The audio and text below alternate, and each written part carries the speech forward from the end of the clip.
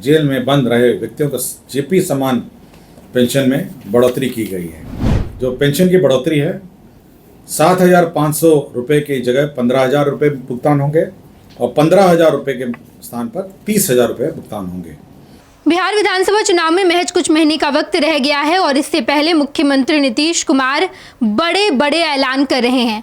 आज मुख्यमंत्री नीतीश कुमार की अध्यक्षता में कैबिनेट की बैठक खत्म हुई और इस कैबिनेट बैठक में बड़े पैमाने पर नौकरी दी जाने की बात कही है और इसके साथ साथ पेंशन में भी नीतीश कुमार ने बढ़ोतरी कर दी है। समाज कल्याण विभाग में बड़े पैमाने पर बढ़ोतरी की जा रही है और मुख्यमंत्री नीतीश कुमार की आज कैबिनेट की बैठक में 30 एजेंडे पर मुहर लगाया गया है। बताते चले हम आपको कि मिसा के तहत जिन लोगों को पेंशन मिल रहा था उस पेंशन में बढ़ोतरी की गई है और समाज कल्याण विभाग में बड़े पैमाने पर बहाली निकाली गई है। मुख्यमंत्री नीतीश कुमार की इस बैठक में कई सारे महत्वपूर्ण एजेंडे पर मुहर लगी। मिसा आंदोलनकारियों की पेंशन राशि अब दोगुनी हो गई है। 459 नए पदों का सृजन अल्पसंख्यक कल्याण विभाग में किया गया है। अल्पसंख्यकों के सामाजिक आर्थिक एवं शैक्षणिक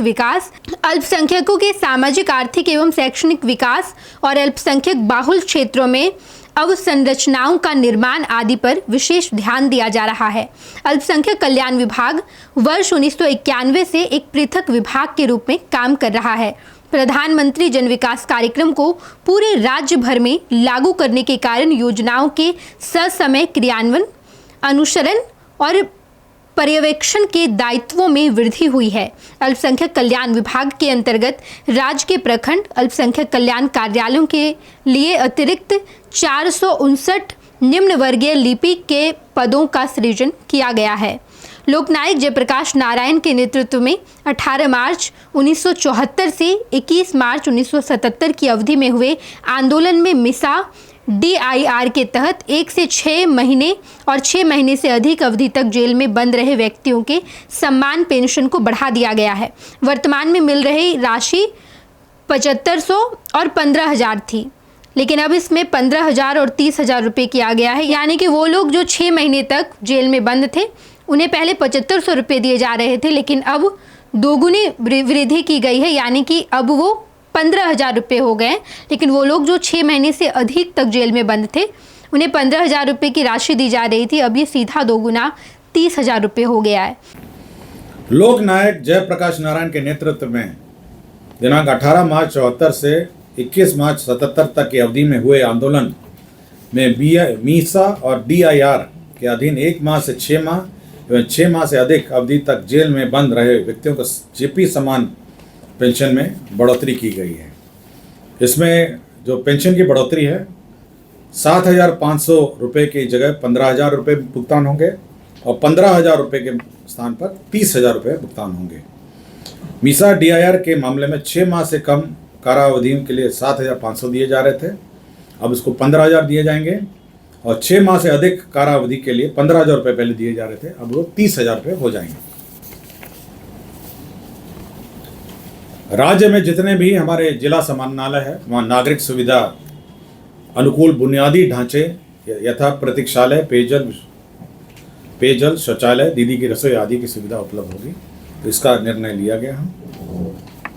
नगर विकास एवं आवास विभाग ने पटना क्लस्टर में एकत्रित ठोस अपशिष्ट प्रबंधन हेतु प्रस्ताव लाया गया, जिसके अंतर्गत 514 करोड़ 59 लाख रुपए PPP मोड में व्यय होंगे। इसमें 30% तक भारत सरकार जो PPP का VGF फंडिंग करेगी और उसके जो ज़्यादा होगा तो बिहार सरकार को वहन करना पड़ेगा। इस परियोजना में 15 मेगावाट कचरे से विद्युत की आपूर्ति होगी। 100 TPD का बायो मिथिनेशन प्लांट होगा और 800 TPD का मटेरियल रिकवरी फैसिलिटी प्लांट होगा। 700 TPD का कंपोस्ट प्लांट होगा और 325 TPD का वैज्ञानिक लैंडफिल सुविधा लगाया जाना है। तो ये PPP मोड में पटना जो क्लस्टर है उसमें integrated solid waste management project का स्वीकृति दिया गया है। राज्य में शिक्षा विभाग का प्रस्ताव थे, 2 प्रस्ताव थे। आपको याद होगा पिछले मंत्रिपरिषद में हम लोगों ने 9 से 12 क्लास के बच्चों को 1 अप्रैल से 31 जुलाई तक की अवधि में जो 75% उपस्थिति होगी उनको DBT का लाभ दिया जाएगा, जिसमें छात्रवृत्ति और यूनिफॉर्म का है। उसी प्रकार 1 से 8 कक्षा में जो छात्र होंगे उनको यही सुविधा अब दी जाएगी। ये 1 अप्रैल से 31 जुलाई तक जिनकी उपस्थिति 75% उपस्थिति होगी उनको डीबीटी का लाभ दिया जाएगा। पशु एवं मत्स्य संसाधन विभाग में ये पशु अस्पतालों का निर्माण नाबार्ड में RIDF मद से करने का निर्णय लिया गया। इसमें 19 जिला स्तरीय संसाधन एवं प्रशिक्षण केंद्र का भवन निर्माण होगा, 2 अनुमंडलीय पशु चिकित्सालय भवन का निर्माण होगा और 4 प्रथम वर्गीय पशु चिकित्सालय भवनों का निर्माण होगा। इसके अंतर्गत 219 करोड़ 31,75,000 व्यय होंगे। कृषि रोड मैप के अंतर्गत राज्य में किसानों को रियल टाइम में कृषि विभाग की योजनाओं का लाभ पहुंचाने, डिजिटल क्रॉप सर्वे के आधार पर मौसमवार, फसलवार आच्छादन, उत्पादन एवं उत्पादकता का पुनर्अनुमान, किसान आधारित सेवाओं के लिए नवाचार, प्रौद्योगिकियों का समावेश तथा कृषि संबंध क्षेत्रों के लिए डेटाबेस का एकत्रित करने के लिए एक नया डायरेक्टरेट का गठन करने का निर्णय लिया गया है।